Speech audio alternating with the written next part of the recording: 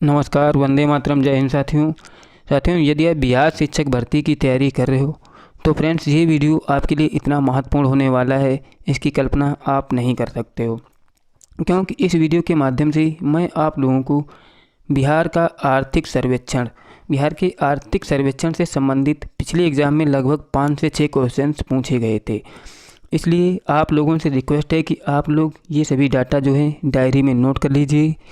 इनसे लगभग 4 से 5 क्वेश्चंस आने की प्रबल संभावना है।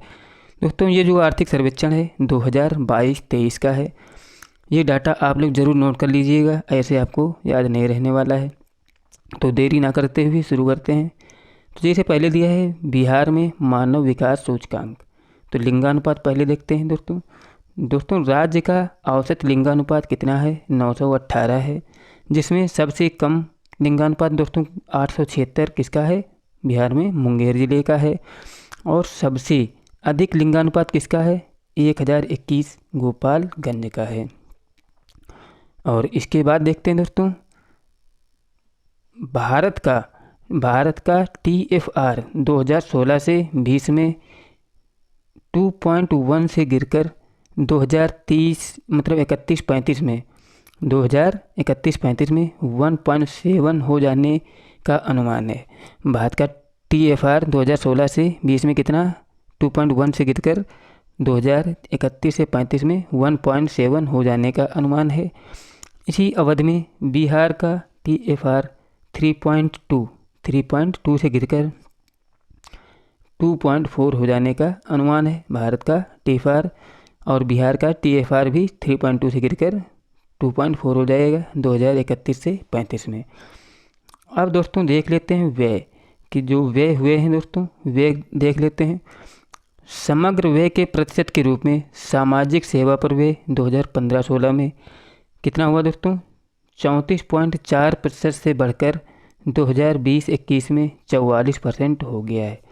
अगर दोस्तों समग्र व्यय देखा जाए सामाजिक सेवा पर 2015-16 में 34.4% से बढ़कर 2020-21 में कितना हो गया है? 44% हो गया है। दोस्तों ये पुराना डाटा नहीं है, जो डाटा आंकड़ा निकाला जाता है प्रीवियस ईयर का निकाला जाता है इस वर्ष की तुलना में।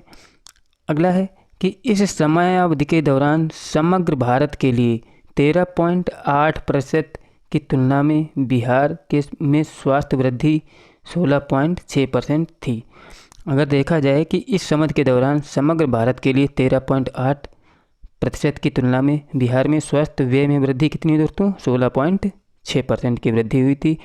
अगर भारत में 13.6% की वृद्धि हुई है स्वास्थ्य में, तो बिहार में स्वास्थ्य व्यय में वृद्धि कितनी है? 16.6% वृद्धि हुई है। अब देखते हैं दोस्तों शिक्षा से संबंधित। शिक्षा के मामले में इस समयावधि के दौरान बिहार में वृद्धि दर कितनी है? 14.4% वार्षिक थी, जो पूरे भारत में कितनी थी? 10.9% की औसत वृद्धि से अधिक है। क्या दोस्तों शिक्षा के मामले में इस समयावधि के दौरान बिहार में वृद्धि दर कितनी रही? 14.3% वार्षिक थी, जो पूरे भारत में 10.9% की औसत वृद्धि से अधिक है। अब देखते हैं दोस्तों जनसंख्या दोस्तों क्या थी दोस्तों कि जनसंख्या अनुमानों के अनुसार 2036 तक बिहार में कामकाजी आबादी कितनी होती है दोस्तों? 15 से 59 वर्ष तक की जो व्यक्ति होते हैं वो कामकाजी होते हैं। इनकी हिस्सेदारी क्या होगी? बढ़ेगी। कब तक? 2036 तक। और अगला तथ्य दिया है कि 2036 में 2011 की तुलना में कामकाजी आयु वर्ग के लोग अधिक होंगे, अनुमानित 61.4% तक पहुंच जाएंगे। 2036 में 2011 की तुलना में कामकाजी आयु वर्ग के लोग अधिक होंगे।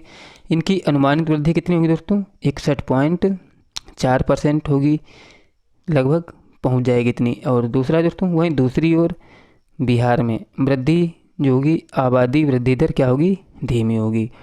2036 का अनुमान लगाया जा रहा है कि बिहार में जो वृद्धि आबादी की दर होगी वो कैसी होगी? धीमी होगी। दोस्तों आप लोग देख सकते हैं, ये जो मैंने दिया है PDF, ये दिया है कि ये IAS का है दोस्तों, IAS की PDF है, आप लोग देख सकते हो। ये मैंने नहीं बनाई है, मैंने ये PDF ली हुई है। और अगला है कि भारत की तुलना में जिसमें 2011 और 2036 के बीच 6.6% की वृद्धि हुई थी। और संयुक्त राज्य अमेरिका में आबादी का प्रतिशत केवल 4.6% अंक बढ़कर 10.9% हो जाएगा। भारत की तुलना में जिसमें 2011 और 36 के बीच 6.6% की वृद्धि हुई थी, संयुक्त राज्य अमेरिका में वृद्धि जो हुई थी आबादी का प्रतिशत कितना, केवल 4.6% अंक बढ़कर 10.9% हो जाएगा। और अगला है कि जीवन प्रत्याशा और मृत्यु दर से संबंधित देख लेते हैं दोस्तों।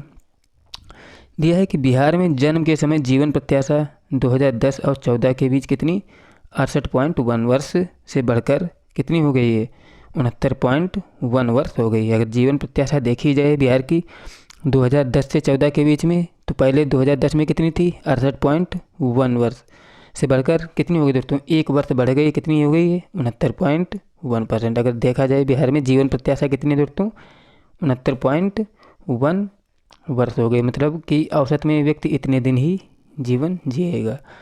अब दोस्तों देखते हैं कि बिहार में शिशु मृत्यु दर, जिसको बोलते हैं IFR, बिहार में शिशु मृत्यु दर IFR प्रति 1000 जीवित जन्मों पर क्या है दोस्तों, 29। इसमें ये मतलब दिया है कि बिहार में अगर 1000 बच्चों का जन्म होता है तो इसमें 29 बच्चे क्या होते हैं दोस्तों, मृत घोषित होते हैं, जो 2019 की नमूना पंजीकरण प्रणाली के अनुसार कितना है, और राष्ट्रीय औसत से 30 कम है, याद रखिएगा।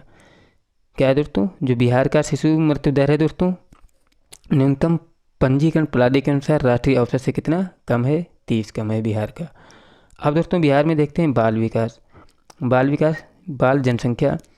दिया है कि अनुमानों के अनुसार बिहार में बच्चे 0 से 18 वर्ष कुल जनसंख्या का कितना, 42% है।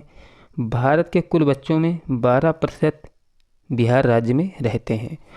क्या दोस्तों, अनुमानों के अनुसार बिहार में बच्चे 0 से 18 वर्ष कुल जनसंख्या का 42% है, कितना, 42% है, जिसमें भारत के कुल बच्चों में 42% मतलब 12% किस में रहते हैं, बिहार राज्य में। अगर भारत की आबादी का देखा जाए तो 42% है 0 से 18 वर्ष तक की आयु के बच्चे, और वही अगर बिहार में देखे जाएँ तो कितने, केवल बिहार में ही 12% हैं 0 से 18 तक की आयु के। और अगला तथ्य है कि बिहार में किशोर आबादी कुल आबादी का कितना है, 19.8% है बिहार में किशोर आबादी कुल आबादी का। और बिहार में कुल आबादी में किशोर लगभग 5 में से 1 है। अगर पूछा जाए कि बिहार में कुल आबादी में किशोर लगभग 5 में से 1 है, अगर 5 व्यक्तियों में से 1 चुना जाए तो दोस्तों क्या होगा, 1 वो किशोर ही होगा। दोस्तों 9 संभागों 864 में से पटना 864, पूर्णिया 871, मगध 911, सारण 930 में किशोर लिंगानुपात औसत से अधिक है। बिहार में दोस्तों 9 संभाग हैं, जिसमें से पटना का कितना है दोस्तों लिंगानुपात, 854, और पूर्णिया का 864, मगध का 871, सारण का 930 है दोस्तों। लिंगानुपात औसत से इनका क्या है, अधिक है। आप लोग इनको जरूर नोट कर लीजिएगा। इसके बाद है 2016 और 18 के बीच बिहार 899 और भारत में जन्म के समय लिंगानुपात कितना था, 900 था। 2016 और 18 के बीच बिहार का लिंगानुपात कितना था, 899, और भारत में जन्म के समय लिंगानुपात कितना है, 900। बिहार का मतलब औसत से कम है 1। और अगला है दोस्तों बाल बजट निर्माण। अगर देखा जाए कि बिहार में बच्चों के लिए बजट निर्माण प्रक्रिया 2013-14 में शुरू हुई थी। अगर पूछा जाए बिहार में बच्चों के लिए बजट निर्माण की प्रक्रिया कब शुरू हुई थी, 2013-14 में शुरू हुई। बाल बजट में बाल विशिष्ट कल्याण कार्यक्रम के लिए बजट संबंधी क्या होती है, जानकारी शामिल होती है। बिहार में बाल बजट प्रक्रिया 2013-14 में शुरू हुई। और बाल बजट में होता क्या दोस्तों, इसमें होता है बाल विशिष्ट कल्याणकारी कार्यक्रमों के लिए इस बजट में जानकारी शामिल होती है। अब देखते हैं बाल विकास सेवा ICDS योजना। बाल विकास सेवा ICDS योजना दोस्तों क्या होता है, ये एक एकीकृत बाल विकास सेवा जिसे बोलते हैं ICDS योजना बिहार के 38 जिलों में 544 परियोजना कार्यालयों के माध्यम से कार्यान्वित की जाती है। एकीकृत बाल विकास सेवा जो है दोस्तों बिहार के 38 जिलों में और 544 परियोजना कार्यालयों के माध्यम से कार्यान्वित की जाती है। कौन सी, ICDS योजना, जिसे बाल विकास सेवा भी कहते हैं। और अगला है कि ICDS सेवा प्रदाय और कार्यक्रम की समायोजित निगरानी बढ़ाने के लिए वर्तमान में राज्य के सभी 38 जिलों में पोषण और ट्रैकर परियोजना प्रयोजित की जा रही है। कौन सी? ICDS परियोजना जो है ये सब वर्तमान में बिहार के सभी 38 जिलों में क्या हो रही है? चल रही है। अब देखते हैं दोस्तों अन्य योजनाएं। अन्य योजनाओं में क्या दोस्तों? अभी चल रही थी कोविड-19 महामारी प्रसूत मुद्दों को संबोधित करने के लिए राज्य सरकार ने ई-लाट्स शिक्षकों और छात्रों को ई-लाइब्रेरी पोर्टल बनाया और जारी किया। कोविड-19 महामारी के दौरान प्रसूत मुद्दों को संबोधित करने के लिए राज्य सरकार ने क्या लिया था? ई-लाट्स शिक्षकों और छात्रों की ई-लाइब्रेरी पोर्टल बनाया और इन्हें जारी किया। इसके बाद है कि इस पोर्टल में सभी पाठ्य पुस्तकों, प्रासंगिक शैक्षणिक फिल्मों, संदर्भ वीडियो, अतिरिक्त शिक्षण संसाधन सामग्री दीक्षा पोर्टल का लिंक उपलब्ध है। इस वेबसाइट का उद्देश्य 1 से 12 तक के छात्र छात्राओं को ऑनलाइन शिक्षा के लिए प्रोत्साहित करना है। जो पोर्टल था दोस्तों कौन सा? ई-लाइट्स पोर्टल बनाया गया। इसमें क्या था? इस पोर्टल में सभी पाठ्य पुस्तकें, प्रासंगिक शैक्षणिक फिल्में, संदर्भ वीडियो, अतिरिक्त शैक्षिक संसाधन सामग्री दीक्षा पोर्टल का लिंक उपलब्ध है। इस वेबसाइट का उद्देश्य 1 से 12 तक के सभी छात्रों को ऑनलाइन शिक्षा प्रोत्साहित करना है। किसके माध्यम से? ई-लाइट्स के माध्यम से, जो दोस्तों कोविड महामारी के दौरान लॉन्च की गई थी। इसके बाद है दोस्तों देख लेते हैं कि बिहार में पर्यावरण और जलवायु परिवर्तन और आपदा प्रबंधन। बिहार में पर्यावरण, जलवायु परिवर्तन और आपदा प्रबंधन से संबंधित क्वेश्चन देखते हैं। दोस्तों दिया है कि बिहार मतलब ग्लोबल वार्मिंग एक तात्कालिक प्रभाव वर्षा का मात्रा है और समय में भिन्नता है। ग्लोबल वार्मिंग एक तात्कालिक प्रभाव वर्षा की एक मात्रा और समय में भिन्नता होती है। कुल मिलाकर राज्य में 2020 में 1385 मिलीमीटर वर्षा हुई थी। अगर देखा जाए पिछले वर्ष का डाटा दोस्तों 1-2 वर्ष पुराने का डाटा होता है, अभी 2023 का, 21 का, 22 का आएगा। क्या है दोस्तों? 2020 में कितनी? 1385 मिलीमीटर वर्षा हुई थी, जो दीर्घावधिक औसत वर्षा 1012 मिलीमीटर से लगभग कितनी थी? 37% अधिक थी। 2020 में कितनी थी? 1385 मिलीमीटर, जो दीर्घावधि औसत 1012 मिलीमीटर से कितनी? 37% अधिक थी। और देखते हैं दोस्तों 2020 में किशनगंज में सबसे अधिक कुल मिलाकर 2765 मिलीमीटर वर्षा हुई थी, जिसके बाद सुपौल में कितनी हुई थी? 1955 मिलीमीटर, पश्चिमी चंपारण में 1920 मिलीमीटर हुई थी और अरवल में दोस्तों सबसे कम कितनी हुई थी? 769 मिलीमीटर वर्षा हुई थी। आप लोग याद रखते हो सबसे अधिक कहाँ हुई थी दोस्तों? किशनगंज में। कितनी? 2765 मिलीमीटर। उसके बाद सुपौल में 1953, ये नहीं याद रखना है। और सबसे कम कहाँ हुई थी दोस्तों? 769, ये हुई थी अरवल ज़िले में। अब देखते हैं दोस्तों 2020-21 में वानिकी और लकड़ी कटाई कृषि GSDP का कितना? 7.9% था। 2020-21 में वानिकी और लकड़ी कटाई कृषि GSDP का कितना था? 7.9 था %। इसके बाद देखते हैं कि 2021 में बिहार में लगभग 9722 वर्ग किलोमीटर का कुल वन आवरण और वृक्षादन था। 2021 में कितना था दोस्तों? 9722 वर्ग किलोमीटर कुल वन आवरण था। अब इसके बाद है अगला तथ्य कि ISFR 2021 के अनुसार राज्य का पूरा भौगोलिक क्षेत्र 10.3% तक वनाच्छादित और वृक्षादित है। अगर देखा जाए 2021 के अनुसार बिहार राज्य का पूरा भौगोलिक क्षेत्र 10.3% तक क्या था? वनाच्छादित, मतलब वन और वृक्ष थे। बिहार के कुल राज्य के कुल क्षेत्रफल के 10.3% क्षेत्रफल पर। अब देखते हैं दोस्तों कैमूर में 2021 में राज्य में सबसे अधिक वन क्षेत्र होने की सूचना मिली थी। सबसे अधिक बिहार में वन कहाँ है दोस्तों? कैमूर जिले में है। जिसके बाद कहाँ है दोस्तों? पश्चिमी चंपारण और फिर रोहतास का स्थान आता है। पहले पर है कैमूर वन के क्षेत्र में, दूसरे पर पश्चिमी चंपारण, तीसरे पर रोहतास है। अगला तथ्य है कि विभिन्न प्रकार के वनों की बात आने पर पश्चिमी चंपारण में अत्यधिक सघन वन के अधीन क्षेत्रफल सबसे अधिक हैं। अगर देखा जाए दोस्तों अत्यधिक सघन वन के हिसाब से तो पश्चिमी चंपारण में सबसे अधिक सघन वन है, जबकि कैमूर खुले वन के मामले में शीर्ष है। कैमूर दोस्तों किसके मामले में शीर्ष है? खुले वन के मामले में शीर्ष पर है। और जो पश्चिमी चंपारण दोस्तों इस सघन वन के मामले में सबसे ऊपर है। अब देखते हैं 2020-21 में जल जीवन हरियाली मिशन के भाग के तौर पर 3.92 अरब पौधे लगाए गए थे। 2021-20 में कितने? 20-21 में जल जीवन मिशन के तहत दोस्तों 3.92 अरब पौधे लगाए गए थे और 4,436 हेक्टेयर वन को मृदा और नमी संरक्षण के लिए उपचारित किया गया था। कितना क्षेत्रफल?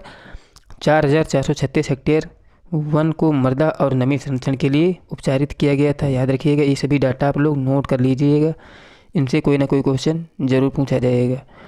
अब देखते हैं दोस्तों अन्य तथ्य। इसके अलावा बिहार राज्य प्रदूषण नियंत्रण बोर्ड द्वारा पटना, गया, मुजफ्फरपुर और हाजीपुर में सतत परिवेशी वायु गुणवत्ता निर्वात स्टेशनों की स्थापना की गई। ये जिले आप नोट कर लीजिएगा, कहाँ कहाँ दोस्तों सतत परिवेशी वायु गुणवत्ता निगरानी स्टेशन की स्थापना कहाँ कहाँ हुई थी? पटना, गया, मुजफ्फरपुर और हाजीपुर में इनकी स्थापना हुई थी। सतत परिवेशी वायु गुणवत्ता निगरानी स्टेशनों की आप लोग से जरूर याद रखिएगा। इसके बाद है राजगीर का नेचर सफारी प्रकृति आधारित मनोरंजक पर्यटन के लिए स्थानों का संग्रह है, जिसका अधिक तौर पर 26 मार्च 2021 को बिहार का माननीय मुख्यमंत्री द्वारा इसका शुभारंभ किया गया था। किसका? राजगीर का नेचर सफारी प्रकृति आधारित मनोरंजक पर्यटक स्थल है, जिसे 26 मार्च 2021 को मुख्यमंत्री नीतीश कुमार ने शुभारंभ किया था। दोस्तों राजगीर जू सफारी के विकास एवं भवन निर्माण के लिए 176.18 करोड़ रुपए स्वीकृत किए गए थे। राजगीर जू सफारी 26 मार्च 2021 को शुरू हुआ था। क्या दोस्तों? ये एक मनोरंजक पर्यटक स्थल है, इसके लिए 176.18 करोड़ रुपए की स्वीकृत। और अगला है कि बिहार में zoo safari Rajgir zoo safari है। अगर पूछा जाए बिहार में पहली जू सफारी कौन सी दोस्तों? वो है राजगीर जू सफारी, जो कितने में है? 191.2 हेक्टेयर क्षेत्र में फैली है। और इसके बाद दोस्तों अगला तथ्य देख लेते हैं कि बिहार आसमानी बिजली के लिए पूर्व चेतावनी प्रणाली ने 20 किलोमीटर के दायरे में बिजली गिरने से कम 40 मिनट पहले समुदाय को चेतावनी के लिए इंद्रवज्रात नामक एक स्मार्टफोन ऐप बनाया है। दोस्तों बिहार में क्या है कि आसमानी बिजली के लिए पूर्व चेतावनी कितनी? 20 किलोमीटर के दायरे में अगर कहीं बिजली गिरती है तो 40 मिनट पहले समुदाय को चेतावनी देने के लिए इंद्रवज्रात नामक एक स्मार्टफोन ऐप लॉन्च किया गया है। और अगला है कि बिहार में कैमूर, वाल्मीकि, भीमबांध और उदयपुर वन्यजीव अभयारण्य है। कौन कौन दोस्तों? कैमूर, वाल्मीकि, भीमबांध और उदयपुर वन्यजीव अभयारण्य है। कहाँ दोस्तों? बिहार में।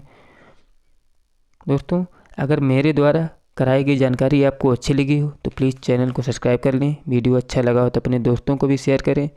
दोस्तों ये अगर जानकारी आपको कुछ दुविधा हो तो आप लोग इस वीडियो को दोबारा देख लीजिएगा। इससे एक नहीं दोस्तों 3 से 4 क्वेश्चन बनने वाले हैं। तो मिलते हैं नेक्स्ट वीडियो में। जय हिंद, जय भारत।